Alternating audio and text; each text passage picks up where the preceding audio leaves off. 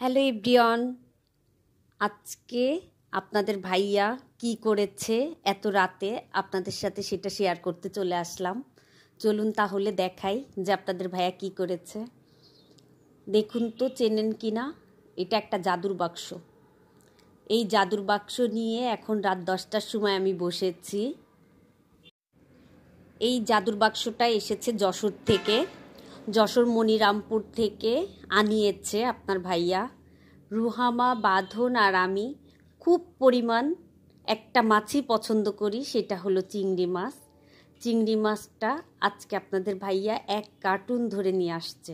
আমার জন্ম থেকে বিয়ে হয়ে আসা পর্যন্ত আমি যেহেতু খুলনাতেই ছিলাম, খুলনাতে যেহেতু আমরা থাকার জন্য 22টা বছর কেটে, খুলনার মানুষ চিংড়ি মাছ কেমন খায় এটা সবাই জানে। খুলনাতে প্রতিটা তরকারিতে চিংড়ি মাছ ব্যবহার করে, এটা সবাই জানে কম বেশি। আমি খুলনাইয়া হওয়ার পরেও কুষ্টিয়াতে এসে আমার এত পরিমাণ কষ্ট হতো যে চিংড়ি মাছটা পেতে খুব কষ্ট হতো। ভালো চিংড়ি মাছটা পেতে হলেই খুব কষ্ট করে খুঁজে বের করতে হতো, কারণ সব চিংড়ি মাছেই জেলিওয়ালা চিংড়ি মাছটা খেতাম না, যেহেতু আমরা খুলনাইয়া, যার কারণে চিনতে পারতাম কোনটায় জেলি আর কোনটায় জেলি নেই। বেশিরভাগই গড়াই নদীর দেশি চিংড়িটা খাওয়া হতো কুষ্টিয়াতে এসে। এখন আপনাদের ভাইয়া আমাদের জন্য সরাসরি ঘের থেকে অর্ডার দিয়ে নিয়ে আসছে একটা ভাইয়ার মাধ্যমে। সেই ভাইয়ার বাড়ি যশোরে। সেই যশোরে যাওয়ার পরে ভাইয়ার কাছে বলেছে যে আমাদের জন্য কিছু চিংড়ি মাছ আনতে।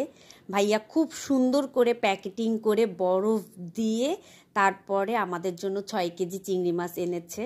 আপনাদের ভাইয়া এখান থেকে বিকাশ করে দিয়েছে আর বলেছে যে এখন থেকে এইভাবেই সে চিংড়ি মাছ আনাবে আমাদের জন্য।